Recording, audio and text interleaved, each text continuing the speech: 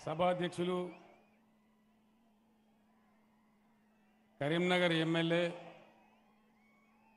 మాన్య మంత్రివర్యులు శ్రీ గంగుల కమలాకర్ గారు, రాష్ట్ర ప్లానింగ్ బోర్డు వైస్ చైర్మన్ మాజీ ఎంపీ శ్రీ వినోద్ కుమార్ గారు,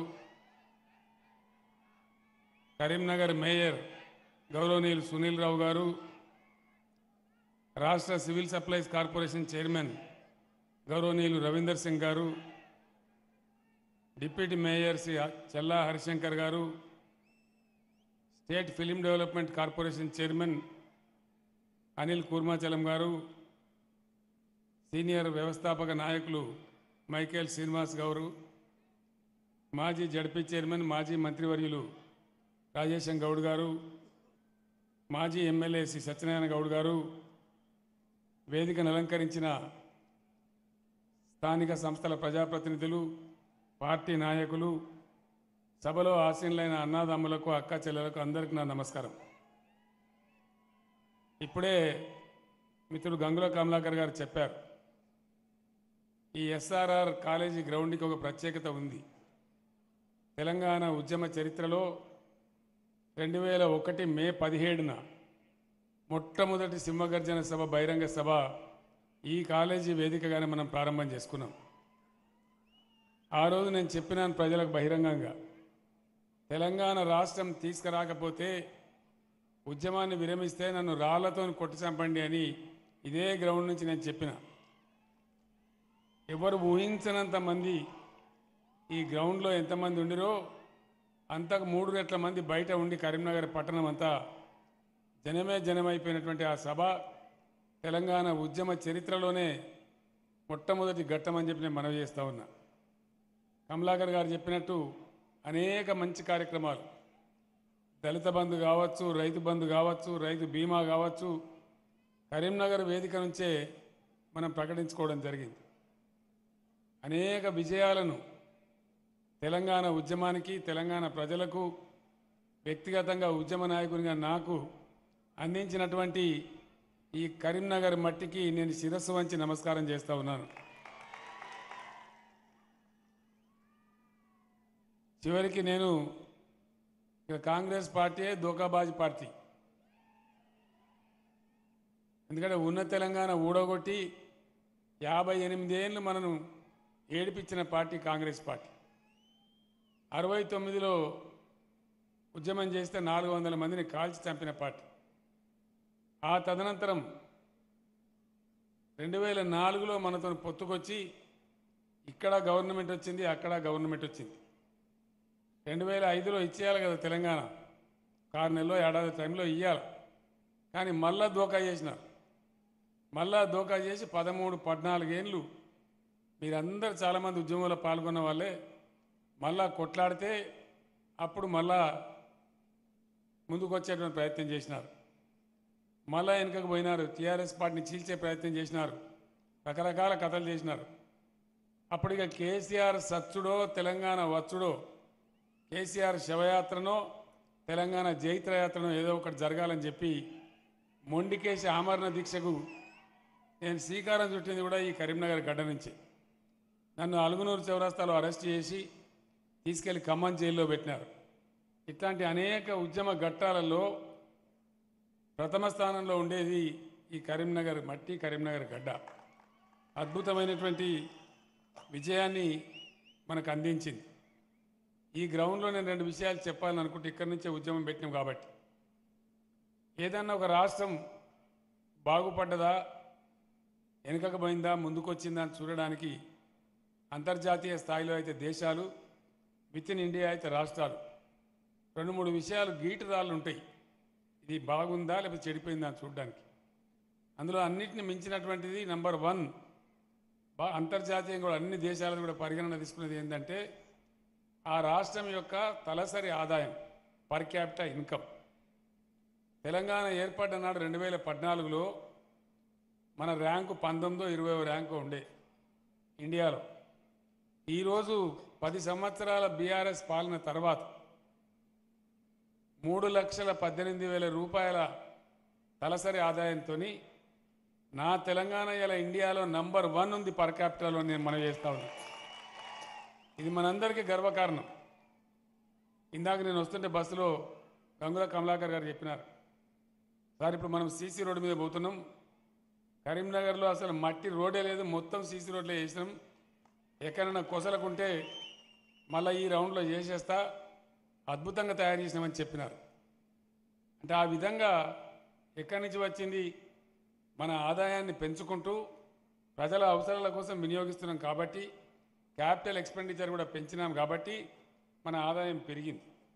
కడుపు నోరు కట్టుకొని ఆర్థిక క్రమశిక్షణ పాటిస్తూ పటిష్టవంతమైన విధానంలో ముందుకు పోతున్నాం కాబట్టి ఆ రకంగా తెలంగాణలో పెరుగుదల వచ్చింది. దాని తర్వాత రెండవ గీట్రాయి ప్రపంచవ్యాప్తంగా కూడా చూసేది పర్ క్యాపిటా పవర్ యూటిలైజేషన్, తలసరి విద్యుత్ వినియోగం. ఈ తలసరి విద్యుత్ వినియోగంలో 2014లో 1122 యూనిట్లు ఉండేది తెలంగాణలో. మన ర్యాంక్ ఎక్కడో ఉండేది ఇండియాలో. ఈరోజు 2040 మెగా యూనిట్ల యొక్క విద్యుత్ వినియోగంతో ఇండియాలో పర్ క్యాపిటా పవర్ యూజ్లో కూడా మనమే నంబర్ 1 ఉన్నామని చెప్పి నేను మీకు గర్వంగా తెలియజేస్తా ఉన్నా. కరీంనగర్ అందించిన విజయాలు వ్యర్థమైనయా ఫలించినయా అని చెప్పడం కోసం ఏ గ్రౌండ్లో అయితే ఉద్యమ తొలి సభ పెట్టినామో ఆ గ్రౌండ్లో ఇది చెప్పాలనిపించే విషయం నేను చెప్పినాను మీకు మనవి చేస్తా ఉన్నా. ఇట్లా అనేక కార్యక్రమాలు. ఒక విషయం కూడా మీకు నేను చెప్పాలి, ఇది పట్టణం చైతన్యవంతమైన ప్రజలు ఉంటారు. నేను అంతా కూడా చెప్తున్న, బహుశా టీవీలలో కూడా మీరు వినుండొచ్చు. 75 సంవత్సరాల స్వతంత్రం తర్వాత కూడా మన దేశంలో ప్రజాస్వామ్య ప్రక్రియలో రావాల్సినంత పరిణతి రాలే.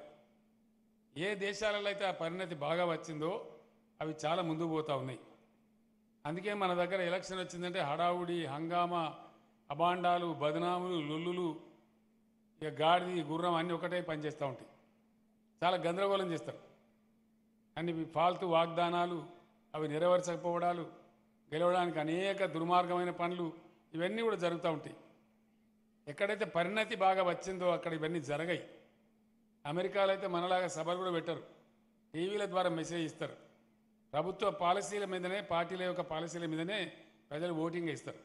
అటువంటి పరిణతి మన దేశంలో కూడా రాకపోతే దేశం ఇంకా ముందుకు పోదు.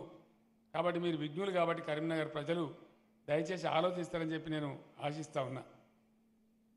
ఎలక్షన్ వస్తే ఏమైతే జనరల్గా పార్టీకి ఒక మనిషి నిలబడతారు. బీఆర్ఎస్ తరఫు నుంచి గంగుల కమలాకర్ గారు నిలబడ్డారు. అతనే కాంగ్రెస్ కూడా ఒక ఆయన ఎవరో ఉంటారు, భారతీయ జనతా పార్టీకి ఒక ఆయన ఉంటాడు. వీళ్ళు గెలుస్తారు. ఇక్కడికే అయిపోదు కథ. ఇక్కడ ఏ అభ్యర్థి గెలుస్తాడో రాష్ట్రంలో ఆ ప్రభుత్వం ఏర్పడుతుంది. ప్రజాస్వామ్య ప్రక్రియలో ప్రజల దగ్గర ఉండే ఒకే ఒక వజ్రాయుధం మీ ఓటు. అది జాగ్రత్తగా వినియోగిస్తే అందరికీ మంచిది. ఎందుకంటే వచ్చే 5 సంవత్సరాల కోసం మన తలరాతను, ఈ రాష్ట్ర యొక్క పథ నిర్దేశాన్ని చేసేది ఓటు. అంత శక్తివంతమైంది. కాబట్టి అది వృధాగా ఎటువంటి అటు వేయకూడదు. మంచి చెడ్డ ఆలోచించి రాయేదో రత్నమేదో గుర్తించి మంచి పద్ధతిలో ముందుకు పోతే అది ప్రజాస్వామ్యానికి మంచిది, ప్రజలకు మంచిది. ఆ రకంగా చేసిన నాలుగు ఎన్నికల్లో ప్రజల గెలుపు అనేది ప్రారంభమైందని మనం చేస్తూ ఉన్నాం. అభ్యర్థులు ఉన్నారు, తప్పకుండా మీరు అభ్యర్థుల గురించి ఆలోచించాలి. ఈ అభ్యర్థి అధికారం ఇస్తే ఏం చేసిండు, ఎమ్మెల్యేని గెలిపిస్తే ఏం చేసిండు, లేనప్పుడు ఏం చేసిండు, ఆయన గుణమేంది ఘనమేంది తప్పకుండా విచారించాల్సిందే. కానీ అంతకంటే ముఖ్యం, ప్రతి అభ్యర్థి వెనకాల ఒక పార్టీ ఉన్నది. ఆ పార్టీల గురించి మీరు ఆలోచన చేయాలి. ఇక్కడ ఫామ్ అయ్యేది పార్టీ గవర్నమెంట్ కాబట్టి ఒక ఎమ్మెల్యే కాదు, ఆ పార్టీ హోల్ మొత్తంగా ప్రజల గురించి ఏం ఆలోచిస్తుంది, ఏం చేస్తుంది, ఆ పార్టీ యొక్క నడవడిక ఏంది, ఆ పార్టీ ఆలోచన విధానం ఏంది, ప్రజల గురించి, రైతుల గురించి, పేదల గురించి ఆ పార్టీ యొక్క దృక్పథం ఏంది, ఈ రాష్ట్రాన్ని, సమాజాన్ని ఆ పార్టీ ఎటువైపు తీసుకుపోతుంది అనేది చాలా ముఖ్యం. ఎందుకంటే పార్టీ పాలసే రేపు అమలవుతుంది. పార్టీ ఎన్నికల ప్రణాళిక మీదనే ప్రజలు ఓట్లేస్తారు. కాబట్టి అది ఆలోచించాలని చెప్పి నేను కోరుతా ఉన్నా. ఆలోచించి మీరు నిర్ణయం తీసుకుంటే తప్పకుండా మంచి నిర్ణయాలు వస్తాయి. బీఆర్ఎస్ పార్టీ చరిత్ర మీకు తెలుసు. ఈ పార్టీ పుట్టిందే మీ కళ్ళ ముందర, పుట్టిందే తెలంగాణ కోసం, తెలంగాణ రాష్ట్ర సాధన కోసం, తెలంగాణ ప్రజల హక్కులు కాపాడడం కోసం. అన్ని రకాలుగా తెలంగాణనే సెంటర్ పాయింట్గా బీఆర్ఎస్ పుట్టింది. కాంగ్రెస్ పార్టీ చరిత్ర 50 సంవత్సరాలు వాళ్ళు పరిపాలించిన రాష్ట్రాన్ని దేశాన్ని ఏకబిగిన పరిపాలించిన వాళ్ళ కాలంలో ఏం జరిగిందో ప్రజలకు ఎటువంటి పరిస్థితులు వచ్చినాయో మన కళ్ళ ముందరనే ఉంది. ఇంతకుముందు మిత్రులు కమలాకర్ గారు మనవి చేసినట్టు మంచినీళ్ళు లేవు, తెలంగాణ వచ్చినాడు. బీఆర్ఎస్ గవర్నమెంట్ రాకముందు 10 ఏళ్ళు కాంగ్రెస్ పరిపాలనే ఉన్నది. మంచినీళ్ళు లేవు, సాగునీళ్ళు లేవు, కరెంటు లేదు, చేనేత కార్మికుల ఆకలి చావులు, రైతుల ఆత్మహత్యలు, ప్రజలు బతకబోవుడు, చాలా భయంకరమైనటువంటి పరిస్థితి. కొత్తకొండలో ఈగ వచ్చినటువంటి పరిస్థితి. ఆర్థిక మేధావులను పిలిపించుకొని ఒక 2-3 నెలలు మదనం చేసి మనం ఒక మార్గం వేసుకొని ముందుకు పోతా ఉన్నాం. అదే కాంగ్రెస్ పార్టీ 50 ఏళ్ల పరిపాలనలో ఈ రాష్ట్రానికి ఏమొచ్చిందో ఏమి రాలేదో మీకు తెలుసు. ఉన్న తెలంగాణను ఊడగొట్టి జబర్దస్తిగా కాంగ్రెస్ ఆంధ్రాలో కలిపారు. మధ్యలో ఉద్యమం వస్తే పిట్టలాగా ప్రజలను కాల్చి చంపిన 69లో లక్షల మందిని జైల్లో పెట్టిండ్రు. ఆ తర్వాత మళ్ళీ మనం ఉద్యమం మొదలు పెడితే ముందుకు వచ్చారు, తెలంగాణ ఇస్తామని వాగ్దానం చేసిండ్రు, మళ్ళా దోకా చేసిండ్రు. 15 ఏళ్ళు మనం నడిపించిండ్రు, ప్రలోభాలు పెట్టే ప్రయత్నం చేసిండ్రు. మనం మొండిగా ఉన్నాం కాబట్టి రాష్ట్రాన్ని సాధించుకోగలిగినాం. కానీ ఎవడన్నా డీలా డాలాగాడు ఉంటే ఆయనతో అది కూడా గోల్మాల్ చేసే పరిస్థితి ఉండే. అది మీ అందరికీ తెలిసి మీ కళ్ళ ముందరనే జరిగింది. ఇటువంటి పార్టీ కాంగ్రెస్ పార్టీ. వాళ్ళ ప్రభుత్వంలో పెన్షన్ ఇస్తే ఎంత ఇచ్చినారు? 200 రూపాయలు ముఖాన కొట్టి ఇదే పెన్షన్ అని చెప్పినారు. అదే మనం ఇచ్చే పెన్షన్, మీకు ఒక విషయం చెప్పాలి. 2014లో మనం ఎన్నికలకు పోయే ముందు అంత తెలంగాణ భవన్లో కూర్చున్నాం హైదరాబాద్లో, ఎన్నికల ప్రణాళిక రాస్తున్నాం. నేను అడిగిన ఈ పెన్షన్లు ఎందుకు ఇస్తారా అని చెప్పి అడిగిన. అసలు ఎందుకు ఇవ్వాలి ప్రభుత్వం పెన్షన్లు? దానికి ఏమైనా కారణం ఉందా? తమాషనా? ఈ 70 రూపాయల పెన్షన్ ఏంది, 40 రూపాయల పెన్షన్ ఏంది, 200 పెన్షన్ ఏంది అని నేనే అడిగిన. ఒక 2-3 మాజీ ఐఏఎస్ అధికారులు మన పార్టీలో ఉండ్రి. వాళ్ళు అన్నారు, నన్ను మీ ఉద్దేశం వేస్తారన్నారు. నేనేం చెప్పినా అంటే, అనుకోకుండా సమాజంలో కొందరు విధివంచితులు అవుతారు. ఒక ఆమెకు భర్త చనిపోయి పాపం ఆమె భర్త లేకుండా ఉండవచ్చు. ఇంకొక ఆమెను భర్త వదిలేస్తే ఒంటరి మహిళ ఉండవచ్చు. కొందరు వృద్ధులైపోతే వాళ్ళకు ఆలన పాలన ఉండవచ్చు, లేకపోవచ్చు. అట్లనే ఈరోజు మంచిగున్నాం, భగవంతుని దయ. ఒక యాక్సిడెంట్ అయితే అనుకోకుండా కాలో చేయో పోవచ్చు, అంగవైకల్యం రావచ్చు. ఇటువంటి ఉంటారో వాళ్ళని కాపాడాల్సిన బాధ్యత సమాజానిది, సమాజానికి బాధ్యత వహించేటువంటి ప్రభుత్వానికి. కాబట్టి అది అర్థవంతంగా ఉండాలి. కానీ ఏదో 200 పడేసి భిక్షగాళ్ళకి వేసినట్టు వేసి ఇంతే పోంటే ఇది ఎన్నికల స్టంట్లు అవుతుంది తప్ప రియల్ కాదని చెప్పి నేను. మీరు ఏమంటున్నారు, ఏం కాని కోరుతున్నారంటే, మనం ఎవరికైతే పెన్షన్ ఇస్తున్నామో వాళ్ళు ఇంకోళ్ళకి చేయి చాచకుండా, యాచించకుండా 2 పూటల పప్పో పులుసో తిని వాళ్ళ జాగాలో వాళ్ళు ఉంటట్టు ఉండాలి అని చెప్పింది. ఆ ఐఏఎస్ మేధావులు వాళ్ళంతా లెక్కలు తీశారు. పప్పుకింత, ఉప్పుకింత, చింతపండుకింత, బియ్యానికింత అని లెక్కబెట్టి ఒక 600 ఇస్తే సరిపోతుంది సార్ అన్నారు. నేను చెప్పిన ఈ పేదవాళ్ళ దగ్గర కుసరాన్నావే ఒక 1000 రూపాయలు పెట్టమని చెప్పినాం. అందుకే మనం మొట్టమొదటిసారి 1000 రూపాయల పెన్షన్తో స్టార్ట్ అయినాం. సంపద పెరిగింది, దాన్ని 2000కి తీసుకుపోయినాం. భారతదేశ చరిత్రలోనే 100 రూపాయలుండే పెన్షన్ను మానవ దృక్పథంతో గుర్తించి 1000 రూపాయలు చేసిందే బీఆర్ఎస్ పార్టీ, వేరే ఎవరు చేయలే. ఈరోజు కూడా ఇక్కడికి వచ్చి డైలాగులు కొడుతున్నారు కాంగ్రెస్ నాయకులు, బీజేపీ నాయకులు. ఈరోజు కూడా అనేక రాష్ట్రాలలో 500 రూపాయల పెన్షనే ఇస్తారు, 600, 500, 700 ఇదే పెన్షన్ ఇస్తారు. అట్లా ఉంది పరిస్థితి. అదేవిధంగా అనేక కార్యక్రమాలు. ఎప్పుడన్నా ఎవరైనా అనుకున్నారా చరిత్రలో కంటి వెలుగు అని ఒక ప్రోగ్రాం వస్తుందని? రాష్ట్ర ప్రజలందరూ కూడా కండ్ల పరీక్షలు చేయించి 80 లక్షల మందికి ఉచితంగా అద్దాలు పంపిణీ చేసినాం. ఎవరు కూడా ఏమైనా ఊహించలే ఇటువంటి కార్యక్రమాలు. కేసీఆర్ కిట్టు, అమ్మఒడి వాహనాలు, గతంలో ప్రైవేట్ డాక్టర్ల నర్సింగ్ హోమ్ల దోపిడీ. ఈరోజు వాళ్ళని ఎంకరేజ్ చేయడం కోసం ప్రభుత్వ ఆసుపత్రులను మెరుగుపరిచి, వైద్య వసతులు బాగా పెంచి, వాళ్ళకు నమ్మకం కలిగించి, అమ్మఒడి వాహనాలు పెట్టి, వాళ్ళని డెలివరీకి బ్రహ్మాండంగా గవర్నమెంట్ వాహనాల్లో తెచ్చి, అమ్మాయి పుడితే 13,000, అబ్బాయి పుడితే 12,000 చేతిలో పెట్టి, కేసీఆర్ కిట్టు కూడా ఇచ్చి వాళ్ళని మళ్ళీ దర్జాగా ఇంటికాడ దించి వస్తూ ఉన్నాం. దీనివల్ల మాతా మరణాలు తగ్గినాయి, శిశు మరణాలు తగ్గినాయి, ఇన్స్టిట్యూషనల్ డెలివరీస్ పెరిగినాయి, అద్భుతమైన ఫలితాలు వచ్చినాయి. దేశంలో మనకు ర్యాంక్ కూడా వచ్చింది. ఇటువంటి మానవీయ కోణంలో ఉండేటువంటి అనేక కార్యక్రమాలు మనం తీసుకున్నాం. ఆడపిల్ల పెళ్లి కొద్దిగా భారం అవుతుందని ఉన్నంతలో సాయం చేయాలని చెప్పి కళ్యాణ లక్ష్యం పెట్టుకొని మనం చేస్తూ ఉన్నాం. గంగుల కమలాకర్ గారు, వినోద్ కుమార్ గారు ఇచ్చే సీఎంఆర్ఎఫ్ రిలీఫ్ ఎంతమందికి ఇస్తారు అసలు మన ఎమ్మెల్యేలు? సీఎంఆర్ఎఫ్ ఎదురయ్యి ఎవరు అడిగితే వాళ్ళకు సీఎంఆర్ఎఫ్ తెచ్చి ఇస్తూ ఉన్నారు. గతంలో అట్లా లేదు. ఇట్లా అనేక కార్యక్రమాలు కూడా మానవీయ కోణంతో పేద ప్రజల యొక్క సంక్షేమాన్ని తీసుకున్నాం. రెండవది రైతాంగం బాగుండాలని, చెట్టుకోవలు గుట్టుకోవాలనే రైతాంగం ఒక దరికి రావాలని చెప్పి కొన్ని ప్రణాళికలు వేసుకున్నాం. ఎల్ఎండి ద్వారా నీళ్లు బారితే మునుపు ముక్కుబిండి మునుపటి ప్రభుత్వాలు నీటి తీరువా వసూలు చేసేది. ఇలా నీటి తీరువా లేదు, రద్దు చేసినాం. నీటి తీరువా బకాయిలు మాఫీ చేసినాం. నీటి తీరువా ట్యాక్స్ కూడా లేకుండా రద్దు చేసినాం. ఫ్రీ వాటర్ సప్లై చేస్తూ ఉన్నాం. కరెంటు 24 గంటలు ఉచితంగా ఫ్రీగా ఇస్తూ ఉన్నాం. అదేవిధంగా ఫస్ట్ టైం ఇన్ ఇండియా, అంతకుముందు రైతులు బ్యాంకు రుణాలు ఉంటే వచ్చి తలుపులు బిక్కొని పోయినారు, కానీ రైతులకు ₹1 సాయం చేయాలని కూడా ఆలోచించలే. రైతు బంధు పథకాన్ని బ్రహ్మాండంగా దేశంలో మొట్టమొదటిసారి మనమే ఇక్కడ అమలు చేసినాం. అది బాగా ఉపయోగపడతా ఉంది రైతులకు. అట్లనే రైతు బీమా పథకాన్ని పెట్టుకున్నాం. ఒక ఎకరం అరెకరం భూమి ఉన్న రైతు చనిపోయినా వాళ్ళకి ₹5 లక్షల వస్తూ ఉన్నాయి. అదేవిధంగా రైతులు పండించే ధాన్యాన్ని రాష్ట్ర వ్యాప్తంగా 7,500 కేంద్రాలు, కొనుగోలు కేంద్రాలు పెట్టి ప్రభుత్వమే మద్దతు ధర ఇచ్చి కొనుగోలు చేస్తూ ఉంది. ప్రభుత్వానికి కొంత నష్టం వస్తుంది దానిలో, అయినా సరే మన రైతుల కోసం అని చెప్పి అది కొంటా ఉన్నాం. అదే పద్ధతిలో ధరణి పోర్టల్ తెచ్చినాం. ఆ ధరణి పోర్టల్ ద్వారా అద్భుత ఫలితాలు వచ్చినాయి. పంచాయతీలు తగ్గిపోయినాయి. రైతుల భూముల మీద అధికారం వాళ్ళకే ఉన్నది. వాళ్ళ బొటన వేలు పెడితే తప్ప ఇలా యాజమాన్యం మారే పరిస్థితి లేదు.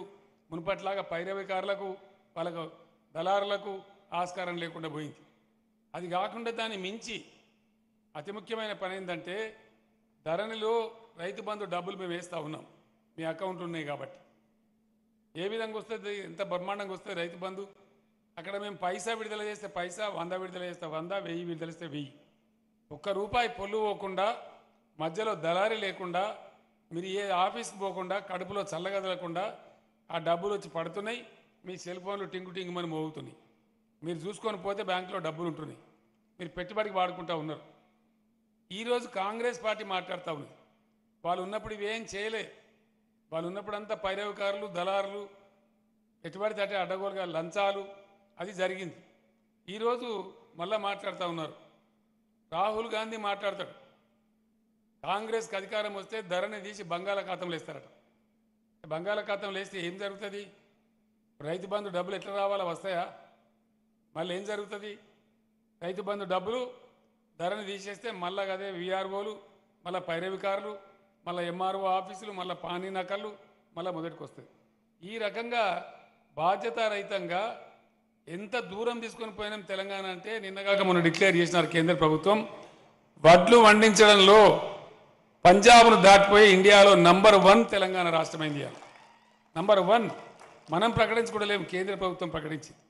ఇట్లా అనేక మంచి కార్యక్రమాలు చేసి పంటల దిగుబడి పెంచి, రాష్ట్ర ఆదాయం పెంచి, పేదలను ఆదుకుంటూ ముందుకు పోతుంటే మళ్ళా వీళ్ళు వచ్చి ఇప్పుడు ఇవన్నీ మాట్లాడుతూ ఉన్నారు. కాబట్టి రైతులు ఎవరైతే ఉన్నారో దయచేసి దాన్ని సీరియస్గా ఆలోచన చేయాలి. రాష్ట్రాన్ని ఆర్థికంగా పటిష్టం చేసినాం, వ్యవసాయ రంగాన్ని పటిష్టం చేసినాం. రైతులు ఇలా మంచిగా ముఖాలు వెలుగుతున్నాయి. మునుపు మాడిపోయినట్టున్న ముఖాలు ఇలా వెలుగుతున్నాయి. అప్పులు తీరిపోతున్నాయి. సొంత పెట్టుబడి పెట్టుకోగలుగుతున్నారు. దళారీల బాధ తప్పింది. ఇవన్నీ కూడా జరుగుతూ ఉన్నాయి. పట్టణాలు, నగరాలు, గ్రామాలు అప్పుడెట్లా ఉండే, ఇప్పుడెట్లా ఉన్నాయి? దయచేసి ఒకసారి ఆలోచించాలి. చెట్లు నరుకుడే తప్ప కాంగ్రెస్ రాజ్యంలో చెట్టు పెట్టిండా? చెట్టు కనబడుతుండే అసలు. కరీంనగర్ జిల్లా స్పెషల్ జిల్లా, పాత కరీంనగర్ జిల్లా. అన్ని జిల్లాలకు ఫారెస్ట్ ఆఫీసర్ ఒక్కడే ఉంటాడు, కానీ కరీంనగర్ జిల్లాకు 2 డిఎఫ్ఓలు ఉండ్రి. అంటే అంత అడవి ఉండే కరీంనగర్ జిల్లాలో. మొత్తం అమ్మేసిన, కంప్లీట్ కరగా నాకేసి అడవి లేకుండా అయిపోయినది. మళ్ళీ ఇప్పుడు బీఆర్ఎస్ వచ్చిన తర్వాత గ్రామ పంచాయతీలు, మున్సిపాలిటీలు అన్నీ మొదలుకొని బ్రహ్మాండంగా చట్టం తెచ్చి పెడితే ఇలా 7% గ్రీన్ కవర్ తెలంగాణలో పెరిగింది. మంచి వర్షాలు కురుస్తూ ఉన్నాయి. ఈ రకమైనటువంటి అనేక విషయాలు, సమాజానికి అవసరమైన విషయాలని కూడా ఆలోచించి దీర్ఘంగా మంచి చేస్తే మంచి జరుగుతూ ఉంది. దీన్ని మళ్ళీ చెడగొడతాం, మళ్ళీ పైరవికారులను తెస్తాం, ధరని తీసేస్తాం, మళ్ళీ భూ కబ్జాలు మొదలు పెడతాం అనే దందాతో కాంగ్రెస్ పార్టీ వస్తూ ఉంది. దయచేసి రైతాంగం, చైతన్యవంతమైన కరీంనగర్ జిల్లా ప్రజలు ఆలోచించాలని చెప్పి నేను కోరుతా ఉన్నా. కరీంనగర్ పట్టణం ఎంత సుందరంగా తయారైంది. ఇప్పుడు కరీంనగర్ పట్టణం అందు మునుపు నాకే ఇప్పుడు కరీంనగర్ నగరం అని పిలవాలని అనిపిస్తూ ఉంది.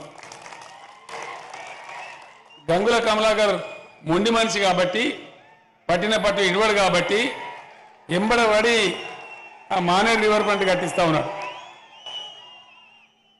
ఇలా కరీంనగర్ చౌరస్తాలు ఎట్లయినాయి, కరీంనగర్ రోడ్లు ఎట్లయినాయి, కరీంనగర్ సందులు గొంతులని దుమ్ము ధూళి లేకుండా ఎట్లయినాయి, దయచేసి మీరు ఆలోచించాలని చెప్తా ఉన్నా. అద్దంలో స్పష్టంగా అద్దంలో చూపించిన తేడా కనబడుతుంది, స్పష్టమైన తేడా. వాళ్ళు గవర్నమెంటే, మరి మనం గవర్నమెంటే. అప్పుడు ముఖ్యమంత్రులు లేకుండా నాకన్నా దొడ్డుగా నాకన్నా ఎత్తుకున్న చాలా మంది ఉండ్రి. మరి అప్పుడు ఎందుకు రాలేదు ఈ డబ్బులు, ఈ కన్సర్న్ ఎందుకు లేదు అంటే ప్రజల ఏడల అభిమానం ఉండి పనిచేసే ప్రభుత్వం ఉంటే ఎట్లా ఉంటుందో దానికి కరీంనగర్ పట్టమే నిదర్శనం. ఇంకా అనేక మంచి కార్యక్రమాలు జరగాల్సి ఉన్నాయి. ఒకసారి మానేరు రివర్ ఫ్రంట్ పూర్తి అయితే ఇప్పటికే ఆ తీగల వంతెన ఏముట్లకేం కాలేదు, ప్రారంభమే. అప్పటికే సందర్శకులు వచ్చిపోతూ ఉన్నారు. మానేరు రివర్ ఫ్రంట్ పూర్తి అయితే బ్రహ్మాండమైన పర్యాటక ప్రాంతంగా కరీంనగర్ పట్టణం మారేటువంటి పరిస్థితి ఉంటుంది. అద్భుతమైన పరిస్థితిలో 410 కోట్లతోని దాని కార్యక్రమాలు ముమ్మరంగా జరుగుతూ ఉన్నాయి. మీరందరూ చూస్తూ ఉన్నారు, చాలా అద్భుతంగా జరుగుతుంది. దానిలో ముఖ్యమంత్రి ఏదో డాంబర్ గారిందని దాన్ని కూలగొట్టాలని మాట్లాడతారు సన్నాసులు. దానికి ఏమైనా తలకాయ బుద్ధి ఉన్నదా? అసలు అభివృద్ధి అంటే ఏందో తెలుస్తుందా? ఇట్లా మాట్లాడే విధవలకు అభివృద్ధి నమూనా తెలుస్తుందా? గంగుల కమలాకర్ ఏం చేయక ఇంట్లో అంటే మంచోడు, బచ్చా ఆద్మీయ భయ్. రాళ్ళు ఎవరి మీద పడతాయి? కాయలిన చెట్టు మీదనే పడతాయి. 4 పనులు చేస్తే అందులో దొరకబట్టి ఈక మీద తోక మీద ఈక పెట్టి దానికి రంగులు పూసి మాట్లాడతారు. ఏం చేయకుండా ఇంట్లో అంటేనేమో గొప్పోడు, అంతే కదా? అది చూస్తున్నాం మనం. ఇవాళ మంచి ప్రయత్నం చేసి మానేరు ఎట్లుండేనని మునుపు రోదరమైన డ్యామ్ కింద అసలు కరీంనగర్ మంచినీళ్ళ సంగతి ఎట్లుండే? ఎంత ఘోరం. నెత్తి మీద డ్యామ్ ఉంటుంది, 2 రోజులకు 3 రోజులకు నీళ్ళు రావు. ఇది ఆ పరిస్థితి. మళ్ళీ ప్రత్యేకంగా కమలాకర్ గారు, వినోద్ గారు నాతో చర్చించి దీనికి ప్రత్యేకంగా డబ్బులు పెట్టి ఇవాళ ప్రతిరోజు నీళ్ళు వస్తూ ఉన్నాయి. రాబోయే కొద్ది రోజులలో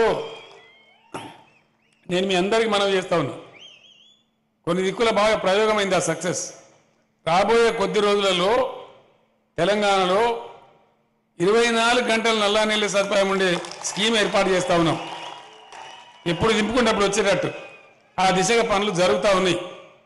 ₹1 నల్లా కనెక్షన్ ఇవ్వడానికి ఇచ్చిండ్రా ఏ గవర్నమెంట్ అన్న? ఇచ్చిండ్రా?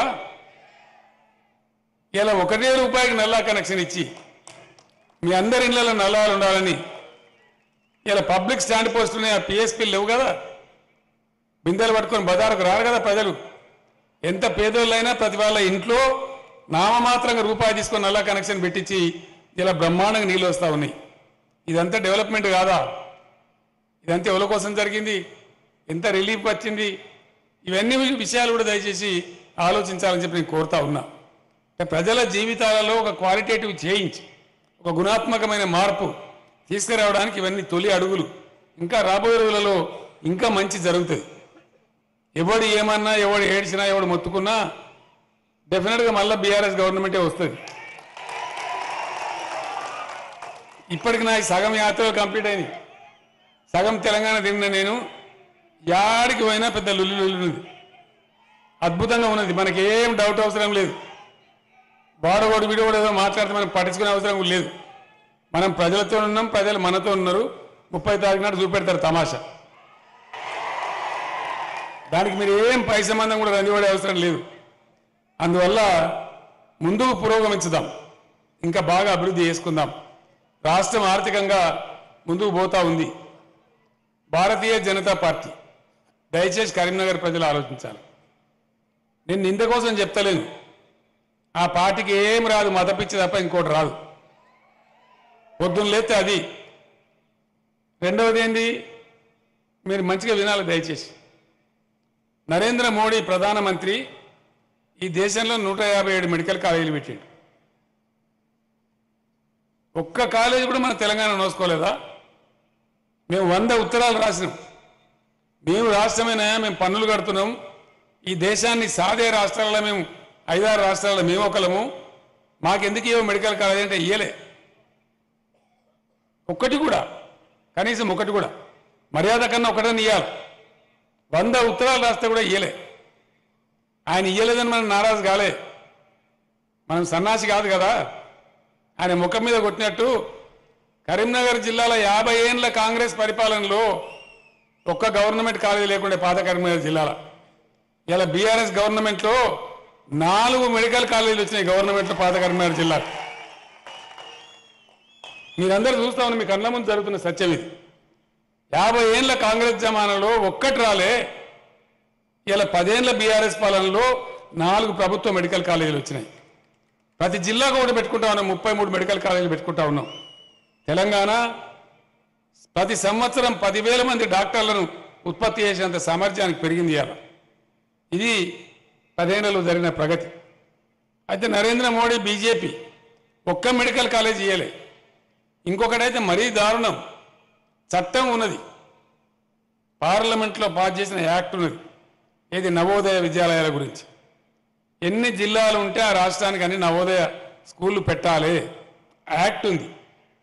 ఇట్లా యాక్ట్ ఉందా, నువ్వు యాక్ట్ ఉల్లంఘిస్తున్నావు అని నేను పర్సనల్గా చెప్పినా, ఉత్తరం రాసినా, మన ఎంపీలు గడబడి చేసిన పార్లమెంట్లో 100 సార్లు అడిగినాం. ఒక్కటంటే ఒక్క నవోదయ మెడికల్ కళాశాల మనకి ఇయ్యలే, ఒకటి కూడా. ఒక్క మెడికల్ కాలేజ్ ఇయ్యనటువంటి, ఒక్క నవోదయ పాఠశాల చట్టం ప్రకారం ఇవ్వాల్సినటువంటి ఒక్కటి కూడా ఇయ్యనటువంటి బీజేపీకి ఒక్క ఓటు కూడా మనం ఎందుకు వేయాలి? దయచేసి మీరు ఆలోచన చేయాలి. కరీంనగర్ వాళ్ళు ఇదివరకే గోల్మాలే మీరు ఓట్లేసారు, 5 ఏళ్ళ నుంచి బాధపడుతున్నారు. వినోద్ ఎంపీ ఉన్నప్పుడు ఎట్లుండే, ఇప్పుడున్న ఎంపీ ఉన్నది ఎట్లున్నది, ఏ విధమైన పద్ధతి ఉన్నది, వాళ్ళ సంస్కారం ఏంది, వాళ్ళ మాటలు ఏంటి, వాళ్ళ పద్ధతి ఏంది? వినోద్ ఎంపీ ఉన్నప్పుడు ఇదే కరీంనగర్ టౌన్ను స్మార్ట్ సిటీలో పెట్టించండి. ఆయన పోయి పర్సనల్ అన్నాడు, నా నియోజకవర్గం నా కేంద్రం అని చెప్పి స్మార్ట్ సిటీలో పెట్టించండి. ఇప్పుడు స్మార్ట్ లేదు, నా బోట్ లేదు, ప్రజలు లేరు, ఏం లేదు, వాటిదే బొబ్బ. మసీదులు తవ్వుదామా, గుళ్ళు తవ్వుదామా, ఇదా మసీదులు తవ్వేటోడు సిపాయి ఈ దేశంలో. ఎవడన్నా తవ్వుతాడా మసీదులు? సంస్కారంలో చేసే పనేనా అది? ఏంటంటే ఒక హిందూ అని, హిందూ మతం అని పేరు పెట్టి గోల్మాలు దింపి కొట్లాటలు, పంచాయతీలు, ఇదా దేశానికి కావాల్సింది? దేశానికి ఏం కావాలా? నిరుద్యోగం ఉన్నది, పేదరికం ఉన్నది, దళితులు బాధలలో ఉన్నారు, గిరిజనులు బాధపడుతున్నారు, బీసీ వర్గాలలో నిరుపేదలు ఉన్నారు, వాళ్ళకు కావాలి పని. ఇలా మనం పెట్టుకున్నాం 1019 రెసిడెన్షియల్ స్కూల్ పెట్టుకున్నాం, వాటిని జూనియర్ కాలేజీలు చేసుకున్నాం, అందరి గురించి పెట్టుకున్నాం. ఎస్టీలకు పెట్టుకున్నాం, ఎస్సీలకు పెట్టుకున్నాం, బీసీలకు పెట్టుకున్నాం, మైనార్టీ సోదరులు కూడా పెట్టుకున్నాం. మన అగ్రకులపోలు నన్ను బాధ పెట్టింది, నువ్వు ఓసీ ఉన్నావు, నువ్వు కూడా నువ్వేం చేస్తలేవంటే నేను చెప్పిన ఓసీలకు కూడా 119 నియోజకవర్గాలు 119 శాంక్షన్ చేస్తామా ఎలక్షన్ కాగా నేను చెప్పిన. ఓసీలలో ఉండే పేదలకు కూడా ఆ స్కూల్ కూడా ఉపయోగపడతాయి. అద్భుతమైన పెట్టుకున్నాం. అలా చదువుకునే పిల్లలు తెచ్చే ర్యాంకులు చూస్తూ ఉంటే మాకే ఆశ్చర్యం కలుగుతూ ఉంది. నీట్ కాంపిటీషన్లో, మెడికల్ సీట్లలో, ఇంజనీరింగ్ సీట్లలో, ఐఐటి సీట్లలో బ్రహ్మాండమైన సీట్లు సాధిస్తూ ఉన్నారు మన పిల్లలు. ఇది మనం కోరుకున్న ప్రగతి. ఇది కాకుండా వచ్చిపోద్దాక మతము, పంచాయతీ, కొట్లాట, చిల్లర దుకాణం పెట్టి జుట్లు ముడేసి తాకులాటలు పెట్టి ఇది రాజకీయం అంటారా దాన్ని? అన్ని వర్గాల ప్రజలు కులం మతం లేకుండా అందరూ మంచిగా బతకాలి. రాష్ట్రంలో ఉన్న ప్రతి ఒక్క మనిషి మనోడు, ఈ దేశంలో ఉన్న ప్రతి మనిషి మనోడు, కలిసి బతకాలి తప్ప ఈ లంగా తాకులాటలు పెట్టేటువంటి పంచాయతీ కావాలన్నా మనకు? దయచేసి మీరు ఆలోచన చేయండి. అందుకోసం నేను కోరేది, ప్రగతిశీల పద్ధతిలో, క్రియాశీల పద్ధతిలో రాష్ట్రాన్ని ప్రగతి పదంలో తీసుకొని పోతున్నది ఎవరు? ఈ రాష్ట్ర విచ్చితికి, ఈ రాష్ట్ర ప్రజానీకాన్ని డివైడ్ చేసి స్వార్థ రాజకీయం కోసం పాకులాడుతున్నది ఎవరో మీరు గమనించాలి. కరీంనగర్లో ఈసారి కర్రు కాల్చి వాత పెట్టాలని మీకు అప్పీల్ చేస్తా ఉన్నా. ఇంత చైతన్యం ఉన్న కరీంనగర్, ఇంత తెలంగాణ ఉద్యమంలో ఉన్న కరీంనగర్ ఒక్క మెడికల్ కాలేజీ ఇయ్యని, ఒక్క నవోదయ పాఠశాల ఇయ్యనటువంటి బీజేపీకి బుద్ధి చెప్పాలి. లేకపోతే వాళ్ళు ఏమనుకుంటారు, మేము ఏమి వేయకున్నా మళ్ళీ పిచ్చోళ్ళు మాకే ఓట్లేస్తారు అనుకుంటారు. అంతే కదా, అలసత్వం వస్తుంది. కాబట్టి మీరు ఈసారి తగిన రీతిలో బుద్ధి చెప్పాలని కోరుతా ఉన్నా. करीमनगर असेंबली हल्के के जितने भी मुसलमान बुजुर्ग और भाई बहन हैं, मैं आप तमाम लोगों को सलाम करता हूं और आप लोगों से अदबन गुजारिश करता हूं। तेलंगाना रियासत बन गया, 10 साल से बीआरएस का हुकूमत चल रहा है, अच्छा बुरा आप पूरा देख रहे हैं। हम लोग किस अंदाजे से काम कर रहे हैं आप जानते हैं। मैं आपसे गुजारिश करूंगा कि यहां के कमलाकर जी को जिताइए और बीआरएस पार्टी का तायीद कीजिए। बीआरएस पार्टी एक सेक्युलर पार्टी है। मैं आपको वायदा करता हूं, केसीआर जब तक जिंदा रहेगा तेलंगाना रियासत एक सेक्युलर रियासत ही बन के रहेगा। इसमें कोई गुंजाइश नहीं है दूसरों के लिए, हम कहीं भी कॉम्प्रोमाइज नहीं होंगे। जब मैं तेलंगाना जद्दोजहद चल रहा था, कई बार मैं यहां आया, कई आम जलसाओं में मेरा तकरीर भी हुआ। उन दिन मैं कह रहा था हमारे तेलंगाना के जंग में नेकी है, नीयत है, इंसाफ है। तो इसलिए अल्लाह के घर में देर है लेकिन अंधेर नहीं है, तेलंगाना रियासत बन के रहेगा। अल्लाह का करम हुआ, हमको तेलंगाना रियासत हासिल हुआ। यहाँ बिना किसी मजहब और मिल्लत के हम सभी को साथ लेके चल रहे, सभी के साथ इंसाफ कर रहे। एक बात आपके कान पे डालना चाहूंगा, हमारे से पहले 10 साल लगातार यहाँ पे कांग्रेस का हुकूमत था। उन्होंने अक़लियती बहबूदी के लिए, माइनॉरिटी डेवलपमेंट के लिए उन्होंने जो रकम खर्च किया वो सिर्फ 2000 करोड़ रुपए है पूरे 10 सालों में। ये असेंबली का हिसाब है, रिकॉर्ड है, बजट का हिसाब है। मैं कोई कहानी नहीं सुना रहा हूं, आप कहीं से भी इसको जान सकते हैं। उन्होंने खर्च किया सिर्फ 2000 करोड़, लेकिन जो बीआरएस सरकार है हमने खर्च किया इन 10 सालों में 12000 करोड़। ये फर्क देखिए, इसको पहचानने का कोशिश कीजिए। आज हम अक़लियतों के लिए, जो माइनॉरिटी बच्चों के लिए स्कूल कॉलेज ही खोले हैं, कितना बेहतरीन तालीम हासिल हो रहा है उन बच्चों को भी, खवातीन को भी बहुत ही अच्छा तालीम मिल रहा है। उनका जिंदगी बनेगा आगे जाके। अब तक स्कूल से स्टार्ट करके उसको जूनियर कॉलेज में बनाइए, अब डिग्री कॉलेज बनाने का मंसूबा भी हमारे पास तैयार है, उसको भी अमल में लाने का है। जहां जरूरत है, जहां आबादी ज्यादा है माइनॉरिटीज के, और भी कुछ स्कूल ज्यादा बढ़ाने का भी हम सोच रहे हैं। या हम इस प्रकार से सोचते हैं, हम ईद सिर्फ किसी एक मजहब के वास्ते नहीं मनाते। जैसा दशहरा बतकम्मा मनाते वैसे ही रमजान भी मनाते, ईद का तोहफा भी बेचते हर गांव में। ये भी बाज़ाब्ता हम इफ्तार पार्टी का इंतजाम करते, सरकार की तरफ से करते। ये आप लोग देख रहे हैं। इसीलिए हम चाहते हैं कि हमेशा के लिए तेलंगाना रियासत का जो गंगा जमुना तहजीब है ये बरकरार रहे, ये हमारा भरपूर कोशिश रहेगा। मेरे बात पे यकीन रखिए, 100% हमारा पार्टी सेक्युलर है, तेलंगाना रियासत सेक्युलर है, तेलंगाना एक अमन पसंद रियासत है।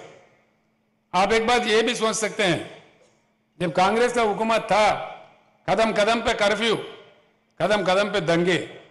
आज 10 साल हो गए, एक बार भी कर्फ्यू नहीं हुआ, ना हैदराबाद में ना किसी दूसरे शहर में, और एक बार भी दंगा नहीं हुआ। हर कोई हमसे खुश है, हर किसी को हम दे रहे। मैं जो मैनिफेस्टो बताया उसमें हमारे मुसलमानों का, माइनॉरिटियों का, क्रिश्चियनों का, ईसाइयों का सबका बराबर का दर्जा है। पेंशन 5000 बढ़ेंगे, सबके लिए बढ़ेंगे। चावल, बारीक चावल मिलेंगे, सबके लिए मिलेंगे। हर चीज में आप लोगों का हिस्सा है। तो इसलिए मैं आपसे गुजारिश करता हूं, बिना किसी शक के बीआरएस पार्टी का ताउन कीजिए और यहां से करीमनगर असेंबली हल्के से जनाब कमलाकर साहब को जिताइए। वो भी एक अच्छे शख्सियत है, अच्छा शख्स है, आप लोग जानते हैं। उनका मदद कीजिए, उनको जिताइए भारी अक्सरियत से। इंशाअल्लाह आगे जाकर भी वो बड़े पोजीशन पे रहेंगे और करीमनगर का बहुत बड़ा अच्छा तरक्की भी हो जाएगा। इतना कहते हुए मैं आपसे रुखसत लेता हूं। సోదరులారా, ఇంకా చాలా సమావేశాలకు వెళ్లాల్సి ఉంది, మీకు ఎక్కువగా నేను చెప్పాల్సిన అవసరం లేదు। ఈ గడ్డ చైతన్యవంతమైన గడ్డ, కమలాకర్ గారిని భారీ మెజార్టీతో గెలిపేయడానికి మీరంతా కృషి చేయాలని చెప్పి కోరుతూ నేను మీ దగ్గర సెలవు తీసుకోవడం. జై తెలంగాణ, జై తెలంగాణ, కారు గుర్తుకే జై తెలంగాణ. ధన్యవాదాలు. జై తెలంగాణ, కారు గుర్తుకే.